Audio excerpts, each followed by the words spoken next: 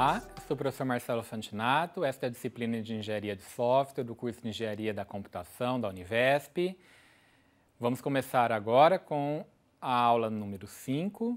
Essa semana nós vamos tratar 4 aulas relacionadas ao tema Engenharia de Requisitos, que é a primeira etapa, a primeira grande etapa dentro do processo de Engenharia de Software. Nessa primeira aula, nós vamos, então, começar com uma visão geral de requisitos de software. Basicamente, nós vamos tratar, então, tipos de requisitos. Bom, primeira coisa, o que são requisitos de software? A palavra requisitos é uma palavra genérica, né? Nós usamos em diferentes contextos, não só na engenharia de software, mas requisito, né, a gente usa como verbo, né, requerer, alguém requer alguma coisa, pede, né, um pedido. Então, um requisito é um pedido, uma requisição. Significa o que o cliente quer, o que o cliente pede para que o software contenha, o que o cliente quer que esteja dentro de um software. Por isso, então, a palavra é requisito e dentro da engenharia de software, como a primeira etapa, tratar requisitos, nós temos então o que nós chamamos de engenharia de requisitos. Então perceba, a gente está falando de engenharia da computação, dentro da engenharia de computação a gente tem a engenharia de software, dentro da engenharia de software a gente tem a engenharia de requisitos. Bom, e aí então, pensando em termos de requisitos, aqui só para dar uma descrição um pouco mais sistemática, requisitos são descrições do que o sistema ou o software deve fazer, ok? Os serviços que ele oferece, as restrições sobre seu funcionamento. Então, 3 definições aqui que são complementares. O que o software tem que fazer, o que ele tem que oferecer e também restrições sobre o seu funcionamento. Depois a gente vai ver que, na verdade, isso aqui pode ser dividido em 2 coisas que a gente vai ver mais para frente. O que ele deve fazer e oferecer é uma outra coisa e as restrições são outras coisas. Já adiantando, é o que a gente chama de funcional e não funcional. Requisito funcional e requisito não funcional. Bom, uma outra definição aqui. Requisitos refletem as necessidades dos clientes, que é o que eu já tinha adiantado, que servem a uma finalidade determinada. E aí, então, a gente tem a ideia de engenharia de requisitos, do inglês Requirements Engineering, que é o processo de descobrir, analisar, verificar e validar esses serviços ou restrições. E aí o nível de requisitos, ele varia. Antes ainda de falar de requisito funcional e não funcional, que são 2 tipos de requisitos, a gente tem um nível de requisito. Nós temos requisito de mais alto nível e requisito de mais baixo nível. Um requisito mais abstrato, uma ideia bem geral do que é o que o cliente quer, e um requisito mais detalhado, uma coisa mais específica, mais cuidadosa, né? Ou seja, a gente vai definindo com mais detalhes. A ideia mais alto nível a gente chama do requisito do usuário propriamente dito. E a ideia mais baixo nível, mais detalhado, a gente chama então de requisito de sistema. Então o requisito do usuário normalmente é feito em linguagem natural, ou seja, português, um texto escrito em português. O cliente deseja que seja feito assim, assim, o cliente deseja que seja feito tal coisa, o cliente quer que seja feito assim, o sistema tem que ser feito assim, o sistema tem que prover tal coisa, em português mesmo. Tá? Pode até ter um desenho, um diagrama, para ajudar a entender o que o cliente quer. Então, basicamente, quais os serviços que o sistema deverá fornecer, quais restrições, serviços e restrições. Bom, e aí mais detalhado, que são os requisitos do sistema, já é oficialmente chamado da especificação de requisitos, mas sendo mais purista, né? Deve definir exatamente o que deve ser implementado. Então, o engenheiro, o desenvolvedor, ele deveria olhar para os requisitos do sistema e não para os requisitos do usuário.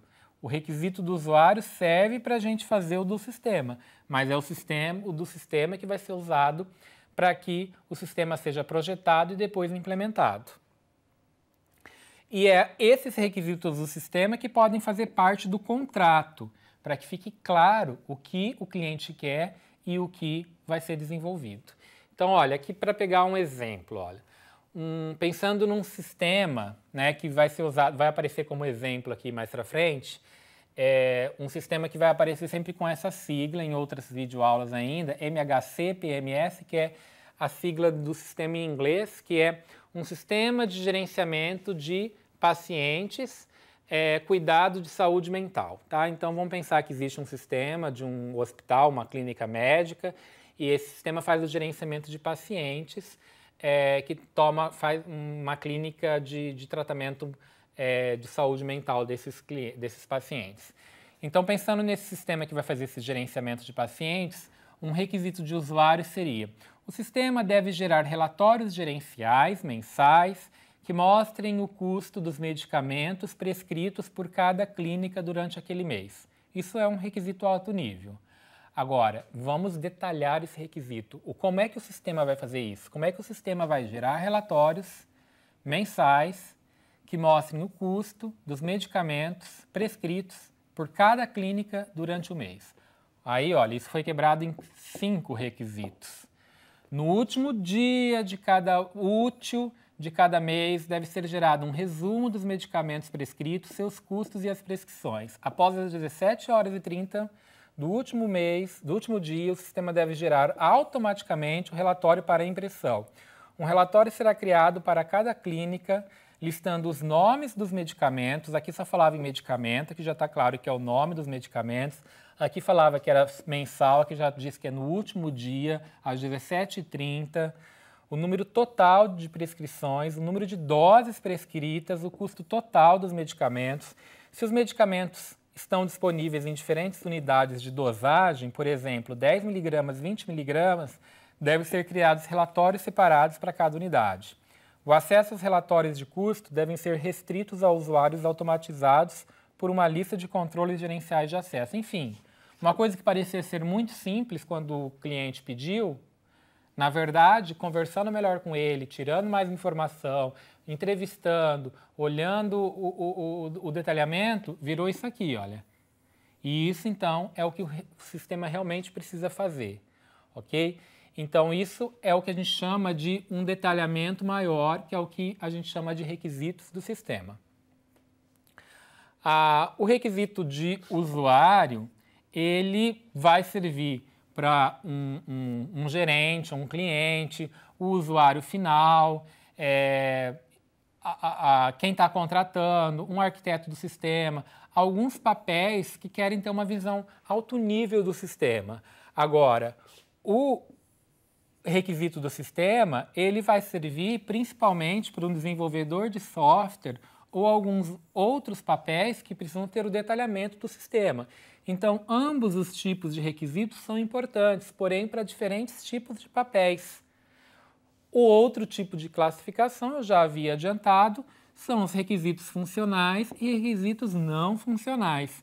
Tanto requisitos de usuário quanto de sistemas podem ser funcionais ou não funcionais. Eu já havia adiantado, mas requisitos funcionais é o que o sistema deve fazer, ok? Então, quais as funcionalidades, quais os serviços, como o sistema deve reagir à entrada. Se você dá tal informação para o sistema, o que ele deve retornar, tá? Então, se você tem uma função que calcula uma função que vai tratar da previsão do tempo, então se você diz qual é o dia que você quer a previsão, ela vai retornar a previsão em termos de chuva, de umidade do ar, se vai ventar ou não, como que vai estar o índice UVA, UVB, enfim, qual a funcionalidade, qual o serviço que ele vai fazer, ok? Então isso é o que a gente chama de requisitos funcionais. São declarações de como o sistema deve se comportar, qual o comportamento em determinadas situações. Inclusive, você pode dizer o que o sistema não deve fazer.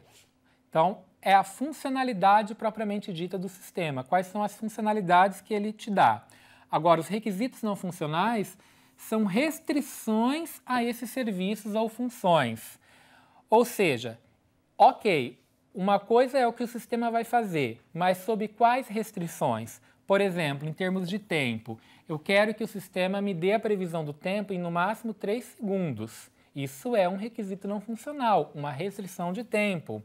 Ou uma restrição no processo de desenvolvimento. O sistema tem que ser desenvolvido necessariamente usando orientação a objetos. É um outro tipo de restrição. Ou uma restrição imposta por normas.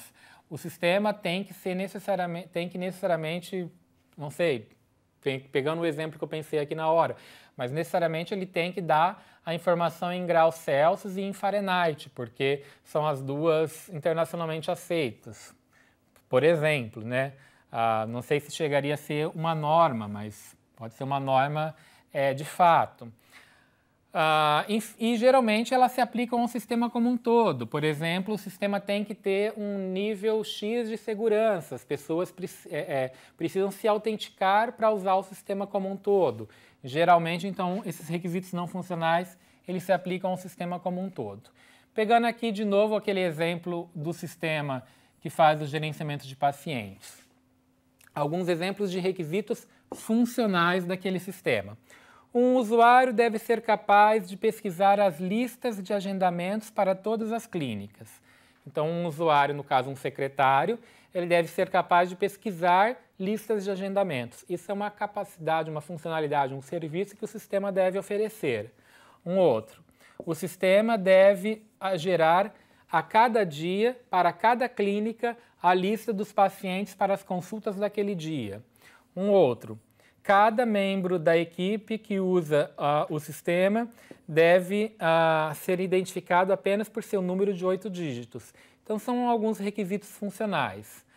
Para aquele exemplo especificamente. Aqui, falando sobre requisitos não funcionais, a gente tinha dado alguns exemplos lá, tempo, requisitos legais, mas, na verdade, existem diversos tipos de requisitos não funcionais. O de tempo que eu tinha falado, ele é um requisito de desempenho, ok? Que, por sua vez, é um requisito de eficiência, que, por sua vez, é um requisito de produto. Mas um outro tipo de requisito de produto e eficiência é requisito de espaço. Então, você pode dizer que o sistema tem que ocupar no máximo tanto de espaço no sistema. Os arquivos produzidos por aquele sistema têm que ocupar no máximo tanto de espaço. Então, você pode ter requisitos não funcionais que são de produto, requisitos organizacionais ou requisitos externos. Outros requisitos de produto, requisitos de usabilidade. Então, você pode dizer que um sistema tem que ser desenvolvido seguindo uma determinada norma de usabilidade, por exemplo. Requisitos externos, você pode ter um requisito ético, você pode ter um requisito legal, por exemplo, tem que necessariamente estar de acordo com uma regra do Banco Central, por exemplo. Enfim, aqui tem alguns exemplos, não é uma listagem exaustiva. Você pode ter outros tipos de requisitos não funcionais que eles se dizem como os requisitos funcionais, algum tipo de restrição em relação aos requisitos funcionais.